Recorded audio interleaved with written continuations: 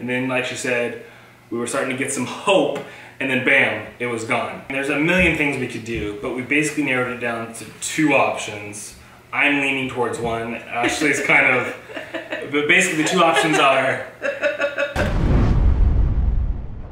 Oh, all right, guys. You don't want to sit too close to me. So, gross. Are you farting? No. I don't know if you heard that, but just like, you don't want to sit too close to me. No, what would you think if someone said that? I was making a statement. It looks like you don't want to sit close to me. Today's video is the video that we have been wanting to make for like the past 2 weeks. We've hinted at it.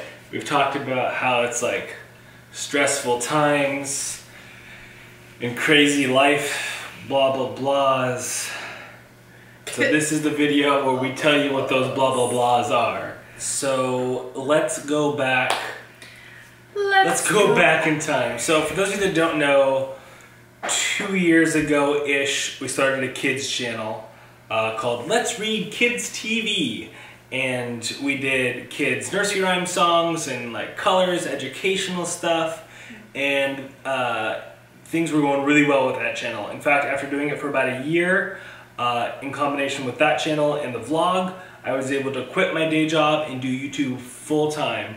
And it was stinking amazing. And in fact, it was probably one of at least my favorite years by far. Getting to hang out with the family, do traveling, buy dirt bikes. I mean, it was crazy just because it was a complete 180. We went from never having him at home to he was there. Like, you leave for work, he's there. You get home, he's there. I never left. Well, yeah, it was crazy because before it was he would get home at 2, 3 in the morning, and then he would leave by 8, 9 o'clock in the morning. Yeah, I mean, I loved my previous job, but it was like at the minimum like 50 hours a week, and like she said, sometimes up to 100 hours in a week, which is insane. So Goose would wake her up like in the middle of the night just to get a kiss, and then go to bed. So needless to say, I was stoked to be able to quit my day job, even though I loved it and loved the people I worked with, and be able to do YouTube full time, work from home, make these cheesy, funny kids videos that Baby Chick loved and that obviously a bunch of other kids loved. We grew that channel to almost 300,000 subscribers. We were getting millions of views on it. It was doing great. And that was about the time that we were searching for this house, that Ashley was pregnant with Maverick. Life had so many changes going on, but all good, amazing changes. And then all of a sudden, about 3 or 4 months ago, we got a giant slap across the face, and about, I wouldn't say 90%, but like 80 to 90% of our earnings, the videos that were actually making money, got shut down. I won't go into the details, but basically we did mashups of characters, and one of the characters that we did mashups of didn't want us to use their character, even though we were doing a mashup original drawing of it. Yeah. Anyways, so that channel about 3 months ago was gone. YouTube basically took it away because this... Just don't get into too much detail. Basically, we lost the channel. Yeah, and that was about 3 months ago. And so then we decided, you know what, let's not mess around with... Well, we had already decided to not mess around with copyright, like months before that. And we had stopped making those videos, but they were still up. And that's what we created, this character called Max Kids TV, where I dressed up like a nerd and went on adventures, learning about quads and fire trucks and going to the zoo, and I just did all sorts of these things that kids liked to watch. And we always tested out our videos on Baby Chick, and she seemed to love them. And we started growing that channel, and it was starting to get some traction, but then all of a sudden, like 2 weeks ago, that channel was shut down as well. We have no idea why YouTube decided to shut down our channel. We've been trying to contact them. We've been talking to our friends and anybody we know that has contacts at YouTube, and we got nothing. We've gotten no response other than like an automated response from YouTube. We had started growing the Max channel for a couple months and seeing growth and feeling a little bit of hope on the home front as far as that went. Yeah, I guess I could rewind. When that big channel got shut down, that was like all of our income for the most part. The vlog makes a little bit of money, but most of our income was coming from that kids channel. And so we had a decision to make. Do we stay in this house that we are no longer making enough money to afford, or what do we do? So we decided, like, okay, we have some savings, we'll stay here and we'll try and grow the new channel. And so we gave it a few months and it was starting to get some traction. And then, like she said, we were starting to get some hope, and then bam, it was gone. And the thing that made us frustrated is that, like with the other one, we knew that there was, it was a gray area. Because we knew we were using other people's copyrighted properties, but we were modifying them and mashing them up in a way that artists... drawing them art channels do that all the time, where they even draw straight up characters, but because they're drawing it and it's their own artwork and all that, like, it's been fine. But for some reason, when we did it and then put music to it and had it be entertaining for kids, that was... But doesn't matter. I feel like YouTube's always been like the wild, wild west of entertainment, and then the kids world was like the new wild, wild west of YouTube, if that makes sense. So there was so many different kinds of content being created, and YouTube's trying to figure out what kind of content they want and want to allow, and so things were settling and figuring out. The thing we're frustrated about, or at least I am, with this new channel where we were doing all original Max stuff, is we don't know, they didn't tell us why it got shut down. They didn't say we were infringing on copyright or anything. They just sent just a generic email saying we were infringing on YouTube's terms of service.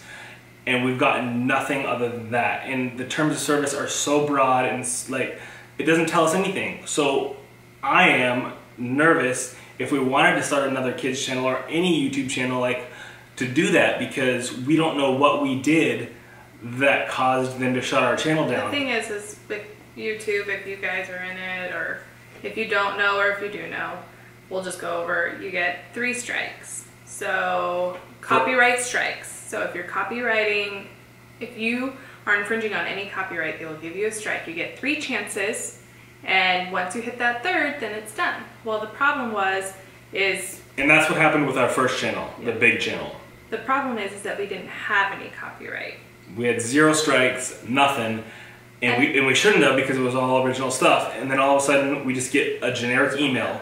Nothing in like my YouTube dashboard or anything. Just an email saying, your channel has been disabled because you are infringing on YouTube's terms of service. So all this being said, we just wanted to give you some background on what's going on. So basically, compared to what was going on 6 months ago when we bought this house, or however long it was in Christmas time, we basically aren't making enough money to afford this house anymore. We have savings. We could stay here for a while and try and start a new business or a new channel or get jobs or like whatever you want to call it, but none of that will immediately make us making enough money to afford this house. So we're going to list our house for sale. In fact, we've already started the process of listing our house for sale, and we're gonna have to sell the house again.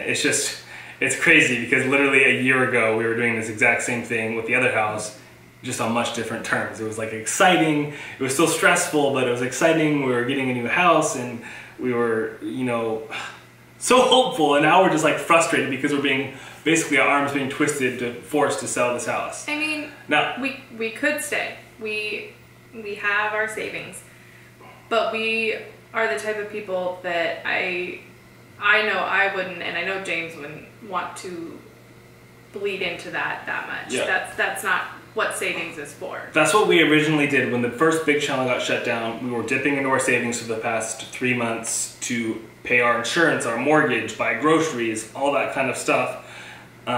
With the Chicks Life helping. With the Chicks Life helping supplement that. But now that we've lost that 3 months of growth with the new Match channel, because that channel is just gone, we don't really want to start from scratch for a 3rd time. So not knowing and just, it's just not worth it to us. And that's not to say, because James has been picking up odd jobs here and there, and it's not to say I can't go back to work and teach and whatnot, but I was hoping to give Maverick a year just like I gave Goose a year. And so for those of you that are probably gonna say, well, why don't you go get a job and whatnot, I could go probably get a job or do a lot more freelance stuff, but our goal, like my goal since I started YouTube, was to be able to do this full time and be able to be with my family and that kind of thing. And if I went back to doing a normal job, I wouldn't be able to give YouTube the time that it needs. Like, YouTube is a full-time job, especially when you're running multiple channels. So I am picking up some odd jobs, like Ashley said. You even see me go to Portland and pick up some drives, some hard drives and stuff to do some visual effects, some motion graphics work. So I'm doing some stuff to try and get a little bit of money in here, but I don't want to take away from the time that I need to keep this channel going, as well as potentially grow another channel. So enough about the past. Let's talk about what we want to do. The thought process that we have going into the future. I mean, it's literally been 2 weeks since this channel was shut down about, I think. So all of this information we've been processing for like the past 2 weeks, brainstorming what do we have to do, what can we do. So the first thing that we had to do after finding out is decide to keep the house or sell the house. Now, of course, we don't want to sell. We would rather just, you know, stay in the house that we found. But both of us know that the wise decision is to not completely deplete your savings. Like, that just doesn't make sense. And so while we could stay here for the year, it just doesn't make sense to us. So we've narrowed it down. I mean, there's a million things we could do, but we basically narrowed it down to 2 options. I'm leaning towards one. Ashley's kind of, but basically the 2 options are, if you don't laugh, you cry, right? So the 2 options are, one, we buy like a fixer-upper type of house further out in the country where property is cheaper and we can afford that mortgage, and just cut our mortgage in half, basically. That would be the goal. That's option 1. It has its own pros and cons. Option 2 is... and you want to get land. That's the thing. And right now, property is appreciate. Right now, property is at like an all-time high. And I know people are always saying, oh, it's going to pop, it's going to burst, or property values might go up. Like, you never really know when that's going to happen. The thing is, you don't know. With real estate, it's so up in the air, and we don't want to buy high again, is the thing. It's really hard for us to be like, yeah, let's buy high. So by buying something outside of the city with property, like at least an acre or something, land is less likely to depreciate if there's a real estate burst than, say, just buying a house in the city with no land. So by doing that, we kind of help protect ourselves from getting upside down on our mortgage. If you don't know what that means, that's fine. Option 2 is we, after we sell this house, instead of buying another house, we have talked about traveling in the past. And so Ashley even suggested this idea to begin with, which she probably is regretting now. But I've gotten really excited about the idea of buying like a 5th-wheel trailer or like an RV. My sister was making fun of me when I told her about this. Like, we were going to be Uncle Eddie from Christmas Vacation. And anyway, and travel around the country, going to like the national parks, like Yellowstone, even possibly going over to the East Coast and seeing like Manhattan. We could literally go anywhere. We could go meet our YouTuber friends all over the country. We could do meetups in different countries or in different states, meeting you guys. I could go on dirt bike rides with you guys around the country. Like, there are so many opportunities that opens up. But playing devil's advocate, there are so many negatives about doing that. Like, I don't know how else to say it. Like, basically, we would have no home to retreat to. We would buy a nice trailer. Like, we would try and get one. We looked at ones with like 2 bedrooms, which is crazy. So the kids could have a space, we could have a space. But that would be it. There would be no home base. We would literally have no property to like park the trailer and call our own. We would just be traveling around, going to different national parks, staying at families' houses, going to friends' houses, going to the RV parks, like, you know, KOA type of RV parks, which sounds incredible and amazing, but doing that with a 6-month-old, a 4.5-year-old, us, and a Great Dane, it just presents a lot of challenges. So it's like, it's really scary, but really exciting at the same time. So that's what I'm leaning towards. He likes the adventure. Like, we even talked about this. Like, we even made a video and posted it before we found out she was pregnant with Maverick, about renting an RV and traveling around the West Coast for a month. And we were going to do that while paying our mortgage, but this time we would have no mortgage. It would just be the RV. I don't know. So that's what I'm excited about. We haven't talked about it yet today. Have you got any new Like, where are you leaning towards? Any other ideas? Like, what are you feeling and thinking about that whole situation? It's still about the same. So you're like 50-50, whether buying a fixer-upper or buying an RV and traveling? Yeah. I mean, it's hard to want to, like, we also talked about renting, but it's so hard to want to put money into a rental. And then not only put money into a rental, but if we wanted to find something that we weren't paying as much as we are here, it would be like it'd be like a 1,000 square foot house. It'd be like a 1-bedroom apartment, which, I mean, we could make... It wouldn't be a 1-bedroom apartment. Okay, well, Kevin, it'd be something like Kevin, so maybe a small 2-bedroom apartment, which we could definitely, it's like, we could do that, tons of people do that, but it's just not something we want to do because... But it's just not something we really want to do because renting, we both feel like it's throwing your money away. Like, there are some people that love renting and some people that don't. But we're one of the people that's like, I'd rather be investing in the house, and then when we sell it, we can recoup that money. Like, hopefully. unless there's a giant real estate bubble burst, and then we get underneath our mortgage. I mean, it was so great with the first house because we bought it when real estate was like super low, pretty cheap, and we were able to get a good house for what we could afford back then. For a good amount of money. And then when everything started going back up, we were like, hey, it's a great time to sell it right now. We need the space because we needed a bedroom that had a window. And an office space because we were filming the kids channel on the green screen like every week. So setting up and turning down the green screen stuff. And we almost doubled, not quite, but we almost doubled our money on that first house. We almost sold it for twice as much as what we bought it.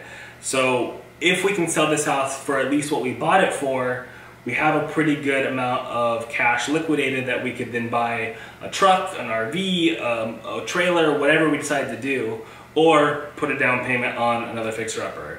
So I guess my question would be for you guys, what are your thoughts on this? If you were in our situation, what would you do? Would you, and think about it hard. Like, don't just say, oh, I would travel because it's exciting. Like, think about what would go into that. Or would you buy a house? Like, let us know what you would do if you were in our situation. And then also let us know if we did do the RV thing, would meeting up with us be something you would want to do? And where are you from? Like, let us know what cities you would want us to visit and that kind of stuff, because one of the things I'm excited about potentially doing is meeting you guys in all these different cities and finding out the cool places that you guys know about where you live that we may have never heard of. So that's what I'm excited about. Is there anything else you want to cover in this video? I feel like this is a long video, so if you made it this far, in the video, comment down below, Cousin Eddie. Comment down below. Is there anything else you want to cover or talk about before we close the vlog? Other than crying and laughing. I'm surprised you've had no tears. We've also looked at trailers, and I think it was the looking at trailers that made it like more real. Like, we actually went to a RV lot and looked at some trailers. When you go in a nice trailer, like a super sweet, either like a toy hauler or a fifth wheel like her sister's, like, it's amazing. Like, camping in that thing is glamorous. But then you think about it, okay, I'm not camping in this, I'm living in this. And it's like tiny home status. So we were the people that would make fun of the people on tiny homes and say, what are you doing? And now we're thinking about doing it. Now granted, we're not talking about living in this forever. We're talking about less than a year, probably less than 6 months. Probably less than a month. I want to give it at least a couple months and see how we feel about it. And potentially up to a year, because anyway. Problem is that, again, it's hitting around the wrong time of the year. Instead of traveling in the spring, summer, we're going in the fall. But I actually like that, because in the summer everybody is traveling, so everything is crowded. But we're also having to find something that will be able to be out in the cold. Yeah, there are trailers that are specifically for traveling in the summer, and then there are all-season trailers. But they only go down to like 0. And the problem is that some of the places we're talking about visiting, like over at my parents or across the country, you get down to like the negatives. And yeah, so there's a lot of details we'll have to look at and work out. But I think that's it for this video. I think we've given you guys a ton of information. Please do comment down below and let us know what your thoughts are on this whole situation. As we always close the vlog, even though life is crazy and throws curveballs at you and you just want to give up and sit down and do nothing, try and focus on the positive, try and stay positive, and get out there. Life is an adventure. Make some memories. No matter what they may be. Thanks, guys.